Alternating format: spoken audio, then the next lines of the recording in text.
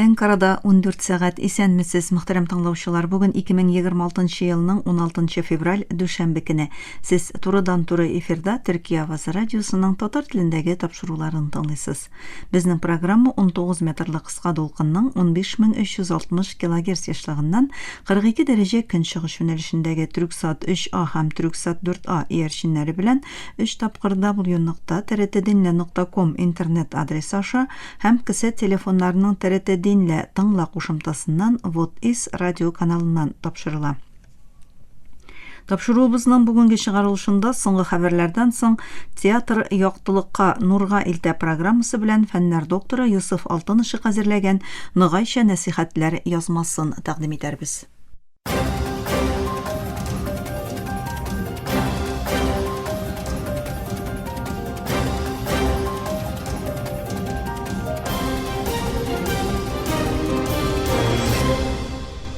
Соңгы хәбәрләр белән башлыйбыз.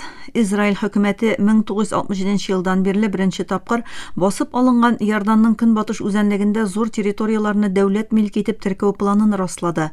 Кан дәүләт телевидениесе хәбәр итүенчә, аны чиктән тыш уңчы финанс министры Безалель Смотрич, Гаделет министры Яриф Левин һәм саклану министры Исраиль Кас тәкъдим иткән. Бу карар Иордания чорыннан калган җир чикләүләрен бетерү, җир реестры язмаларын ачу һәм төбәкнең кайбер өлешләрендә планлаштыру вәкаләтләрен тапшыру буенча Куркынычсызлык кабинетының соңгы адымнарыннан соң кабул ителде. Тәнкыйтьчеләр бу адымнар Израиль контролен тирәнәйтә, килеп урнашуны киңәйтүне тизләтә һәм Осло килешүләре кысаларын көчсезләндерә дип саныйлар. Бу карар халыкара тәнкыйтькә дучар булды. Каршы чыгучылар бу ике дәүләтле чишелеш мөмкинлеген тулысынча диярлек юкка чыгарырга мөмкин дип кисәттеләр. Төркия якшәмбе көнне Израильнең яу астындагы Иорданның көнбатыш үзәнлегендә аннексия турындагы яңа карарын кырыс рәвештә тәнкыйтьләде һәм моны халыкара хокукны бозу дип атады. Төркия тышкы эшләр министрлыгы үз белдерүендә бу адым максатында Израильнең Иорданның көнбатыш үзәнлегендә хакимият урнаштыру һәм яңа бистәләр төзү эшчәнлеген киңәйтү булуын җиткерде. Белдерүдә Фәлестин халкын үз җирләреннән мәҗбүри рәвештә сөрүне һәм Израильнең хокуксыз аннексия адымнарын тизләтүне максат итеп куйган бу чаралар халыкара хокукны ачыктан-ачык бозу булып тора һәм аларның бернинди юридик көче юк дип әйтелде. Министрлык Израильнең яу астындагы Фәлестин җирләрендә бернинди хакимияте юк дип белдерде һәм Нетаньяху хөкүмәте алып барган экспансионист сәясәтләренең тынычлык урнаштыру тырышлыкларына зарар бирүен һәм ике дәүләтле чишелеш мөмкинлекләренә зыян китерүен ассызыклады. Төркия халыкара җәмәгатьчелекне Израильнең җирлектәге омтылышларына каршы тәвәккәл тотыш күрсәтергә чакырды. Министрлык Төркиянең 1967 елгы чикләр нигезендә башкаласы көнчыгышкы дүс булган географик бөтенлеккә ия, бәйсез һәм мөстәкыйль Фәлестин дәүләтенең корылуына юнәлгән тырышлыкларны яклауны дәвам итәчәген әйтте. АКШ илбашы Дональд Трамп Тынычлык комитеты илләренең Газзаны торгызу һәм гуманитар ярдәм өчен 5 миллиард доллардан артык йөкләмә ачыклаячагын әйтте. Трамп Израильнең Газзада геноцид характерындагы сугышын туктатуга юнәлтелгән планның шулай ук БМО тарафыннан расланган тотрыклылык эшләре һәм җирле полиция өчен меңләгән хезмәткәрне урнаштыру йөкләмәсен дә үз эченә алуын белдерде. Төркия һәм Израиль кебек региональ көчләр бу инициативада катнашса да көнбатыш илләре сак булып кала. Трамп төркемнең беренче рәсми очрашуы АКШ Тынычлык институтында узачак һәм анда 20дән артык илдән делегациялар катнашуы көтелә дип белдерде.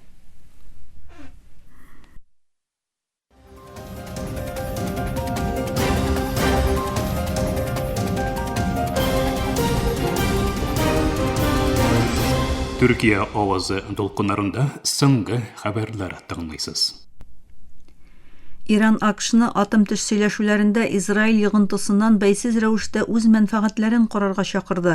Иран куркынычсызлык вәкаләтлесе Али Ларижани сөйләшүләр процессы дәвам итүен, ләкин Оман тышкы эшләр министры аша җибәрелгән хатка әлегә җавап булмавын белдерде. Ларижани Иран сөйләшүләрне хуплый һәм атом төш коралы булдырмау мәсьәләсендә уртак фикер барлыгын әйтте. Процессны озайтырга ярамый дип ассызыклады. Тәһран үзенең ракета программасының бөтенләй аерым булуын, уран байытуны туктатуның сөйләшүләр өстәлендә түгеллеген белдерде һәм Израильне сөйләшүләрне саботажларга тырышуда гаепләде. Африка Берлеге лидерлары 2 көнлек саммит ахырында бәрелешләрне туктатырга һәм Берләшкән Милләтләр Оешмасы Иминлек шурасын реформалаштырырга чакырдылар. Африка Берлегенең яңа сайланган чираттагы рәисе һәм Бурунди илбашы Эваристе Эндайшими тотрыклылыкны торгызуның иң мөһим бурыч булуын белдерде һәм безгә коралсызланырга кирәк диде. Саммитта су куркынычсызлыгы турында фикер алышынса да, кыйткадагы көчәюче конфликтлар көн тәртибендә өстенлек итте. Тынычлык һәм куркынычсызлык комиссары Банколе Адоя Суданны дөньядагы иң начар гуманитар кризис дип атады һәм даими шартсыз утны туктатырга чакырды. Лидерлар Иминлек шурасының бүгенге дөньяны чагылдырырга тиешлеген ассызыкладылар һәм конституцияга каршы хакимият үзгәрешләренә толерантлык күрсәтмәүләрен белдерделәр. Украина вәкиллеге 17-18 февраль көннәрендә АКШ арадашчылыгында үткәрелергә тиешле Русия белән яңа тур тынычлык сөйләшүләре өчен Женевага китте. Бу хакта Украина Илбашы идарәсе офисы башлыгы Кирилл Буданов белдерде. Буданов дүшәмбе көнне Telegram аша үзе һәм вәкиллектәге 2 агза белән поезд вагоны алдында төшкән фотосын уртаклашты һәм булай дип язды: "Без Женевага барабыз, безне сөйләшүләрнең киләсе этабы көтә. Юлда без хезмәттәшләребез белән тарихыбыздан алган сабакларны тикшереп, дөрес нәтиҗәләргә ирешергә тырышачакбыз. Украина мәнфәгатьләре сакланырга тиеш." Быел Русия, Украина һәм АКШ катнашында үткәрелгән беренче өч яклы иминлек киңәшмәләре 23-24 гыйнварда Берләшкән Гарәп Әмирлекләре башкаласы Абу-Дабида узган иде. Бу сөйләшүләрдә Мәскәү делегациясын Русия Федерациясе Кораллы көчләр гомум штабының төп күзләү идарәсе башлыгы Игорь Костюков җитәкләде. Икенче тур исә 4-5 февраль көннәрендә шул ук урында үткәрелде. Кремль сүзчесе Дмитрий Песков узган атнада ясаган белдерүендә Украина кризисын шишу барышына кагылышлы сөйләшүләрнең киләсе этабының Русия, АКШ, Украина өч яклы форматында узачагын һәм сөйләшүләрнең 17-18 февральдә Женевада булачагын белдергән иде. Мөхтәрәм тыңлаучылар, сез Төркия авазы дулкыннарында соңгы хәбәрләр белән таныштыгыз.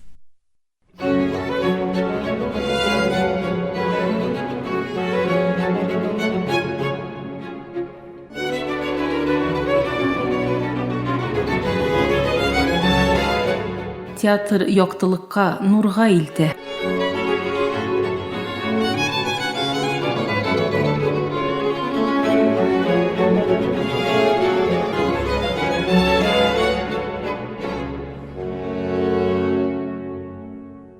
Театр яктылыкка, нурга илтә тапшыру тизмәбезнең бу бүлемендә без Кавказдагы бөек мәдәни уянышның үзәгенә чумабыз.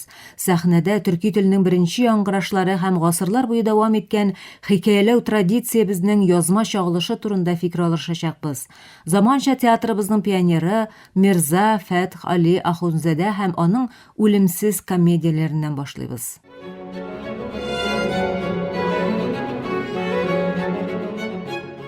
Язучы Ахунзадәнең кайчан тууы турында каршылыклы мәгълүматлар бар, ләкин иң ышанычлы мәгълүмат аның 1874 елда язылган фарсыча биографиясендә. Бу документтагы язмаларга караганда, мәшһүр язучы 1812 елда Азәрбайҗанның Шәки Нуха шәһәрендә дөньяга килгән. Аның тууы чынлыкта әдәбиятның яңадан тууын символлаштыра. Чыннан да, аны Азәрбайҗан әдәбиятының заманча йөзе, сәхнәнең беренче бөек остасы дип санарга мөмкин. Ахунзадәнең сәнгать юлы аның йөрәгендәге авазны кагазгә салган шигырьләреннән башлана. Иҗаты башында ук ул 2 мөһим әсәр язган, аларны касыйдәләр һәм газәлләр дип атаган. Бу беренче китапларында ул нигездә классик әдәбият эзләрен күзәткән. 1837 елда аның иң танылган әсәрләренең берсе Пушкинның үлеменә көнчыгыш одасы басылып чыга. Бу әсәр аның төп ачышы булып тора. Аның исемен киң географик киңлектә таныта. Аннары ул игътибарын тарихка юнәлтә. Шах Аббас идарә итү чорына багышланган Алданмыш Кевакиб, Алданган йолдызлар әсәре белән ул төрек әдәбиятына беренче реалистик хикәясен бүләк итә, ләкин ул бу эшләр белән генә шикләнми. Чыннан да әдип халыкны белемле итүнең иң тиз һәм иң нәтиҗәле ысулы театр дип саный. Бу ышануга нигезләнеп язган әсәрләре аны Азәрбайҗан әдәбиятында драматургиягә нигез салучы итә. Ул сәхнәнең җәмгыятьне үзгәртә алу көченә ышана. Шуңа күрә үзенең бәйләп бетергесез комедияләр белән ул театр дөньясында бөтенләй яңа бүлек ача.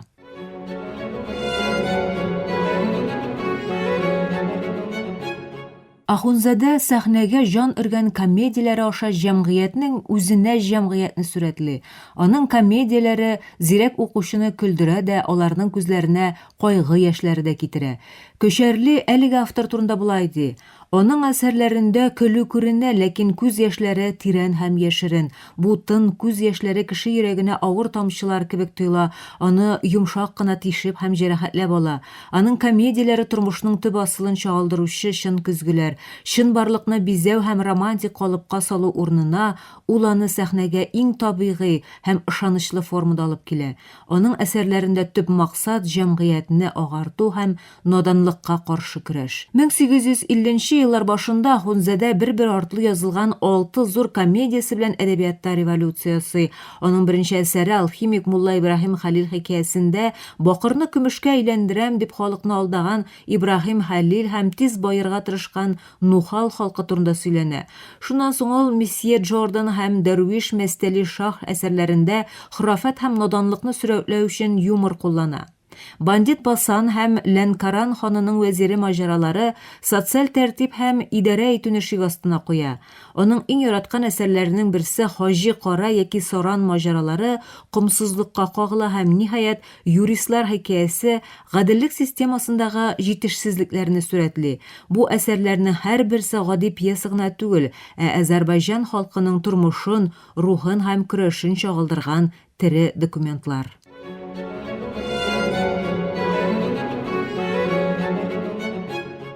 Шулай итеп, бу пьесалар кайчан сәхнәгә чыга.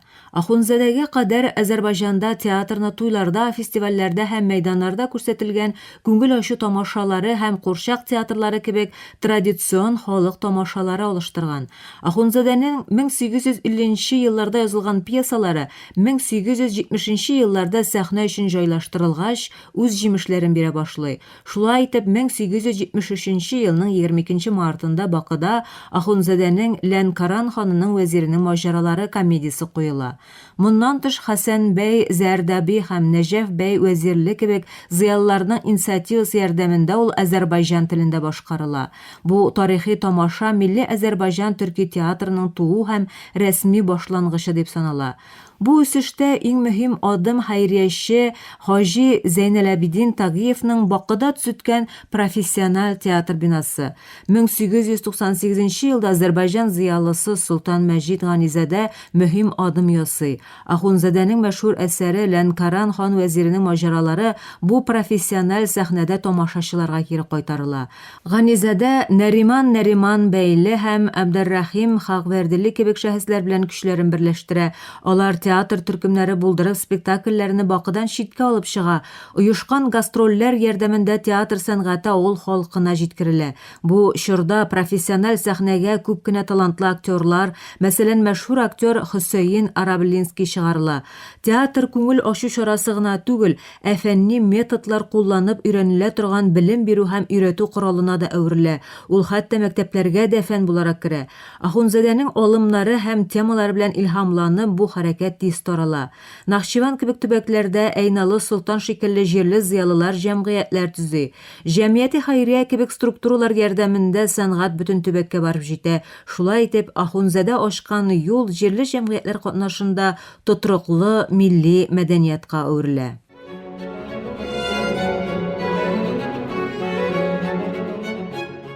Мөхтәрәм тыңлаучылар, бүген без Ахунзадәнең театр өлкәсенә керткән зур өлешен күрдек.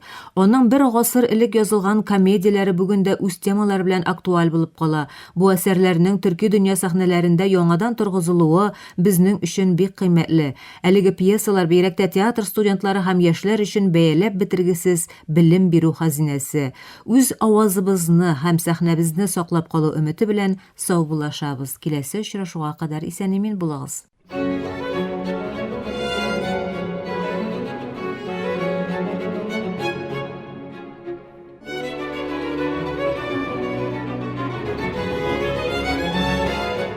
Театр яктылыкка, нурга илтә.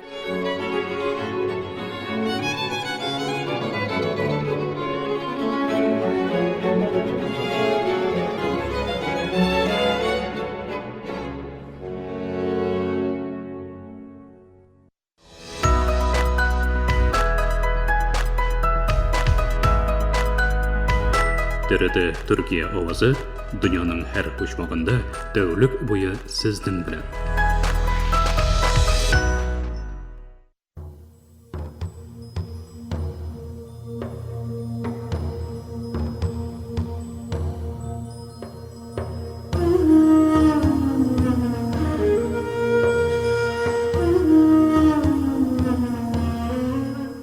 Nogayça nasihatler.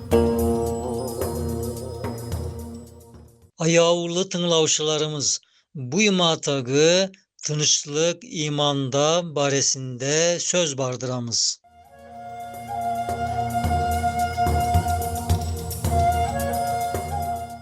Bari kayır ne bolsa, savlay kuday kolunda bolganını bildirgen bir dil hayır sözünün başka manelerini sosuyuma aytamız.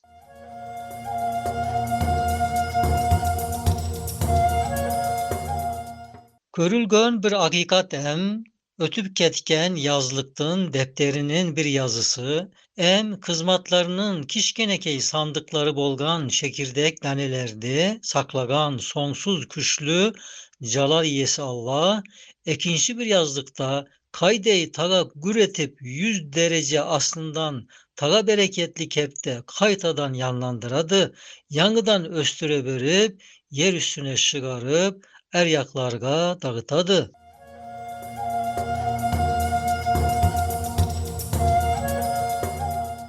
Elbet sizlerden tağı yaşamınızdaki beri kazanganlarınızdı. Ullu Kuday Rabbimiz aynı sütüp saklaydı.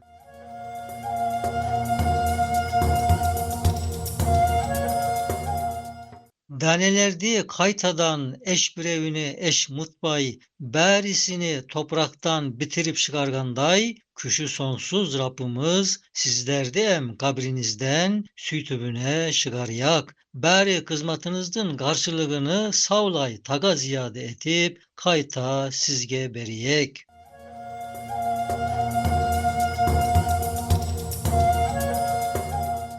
İman mınan bizge kelgen, tınışlıktan kabar bergen, keng maneli sözlördün, onun şusu nav bolgan. Ve huve ala külli şeyin kadir. Manesimen oylasak, Allah özü bir bolup, zatka küşü yetken. Beri zattı ne bolsa bir basına yaratkanday, zattı beri zattay, bek bağlı yaratkan.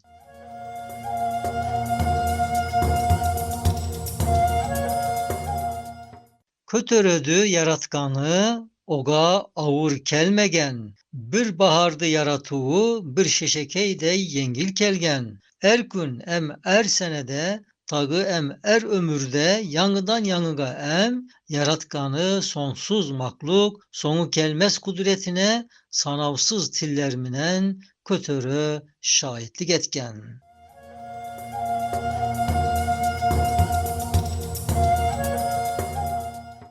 Sosu kelime bılayına müjde berip navmanede aytkan. Ey insan, etkenin neşe kızmat kulluk bosbosuna ketbegen. Etkenindin karşılığını aliyagın bir yurtban, tağı bir şatlık ornu senin üçün azirlengen. Senin ötken dünyanga bedel bolgan bir yennet endi seni beklegen.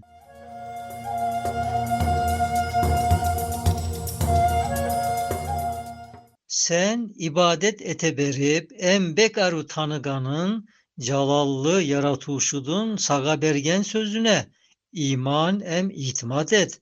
Onun sözden kaytiyagına asla imkan bolmagan. Ne gedese sözünden küm kaytiyak bolsa ya aciz ya yahil bolgan. Küşsüzlük bilimsizlik yaratılganlarda bolgan.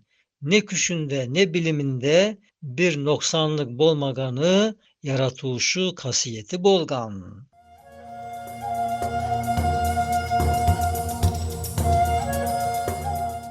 İslerine acizlik eş bir vakit karısbagan. Senin kişkey bakşandı kaytip yaratkan bolsa, sosu yennetti tağı saga azirlep salgan. Saga beriyegine özü berkip söz bergen. Söz bergeni sebep elbet seni sonunda yennetine aliyak. Saga ebedi bir ömür, sonsuz şatlık beriyek.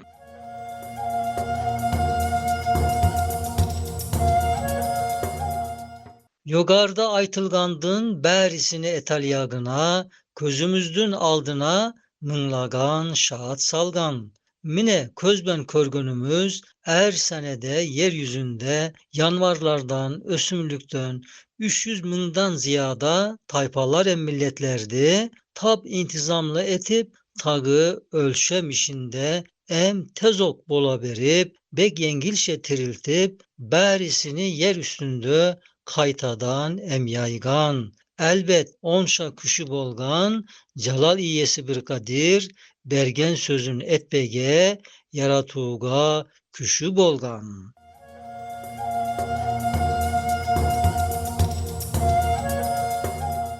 Madem er yıl sosunday yangıdan yaratuğdun, tagı em yennettin, mыңlagan misalini sansız kepte körsötödü. Madem köktön kelgen, özünün yibergeni kitap fermanlarıman, ebedi bir şatlıktı, insanlarga söz verip, yennet binen müjdelögön. Madem bäri isi, üşünlöy hakikat bolgan, özü ciddi tuğra bolgan.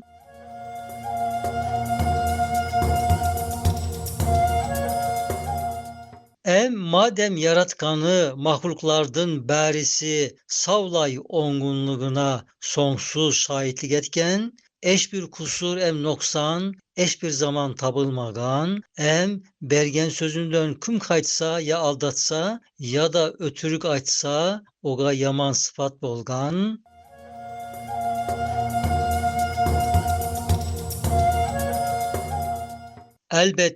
Elbette sosu kadir hak Allah, celal cemal iyesi, sonsuz güzel Rab Allah, bäri ongunluk iyesi maramatlı ak Rahman, ebedi bir şatlıktın esigini aşıyak.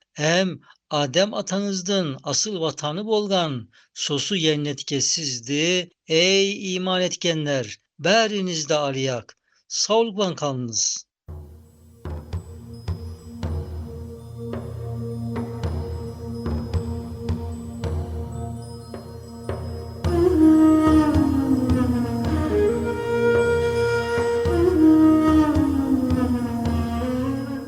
Nogayça nasihatler.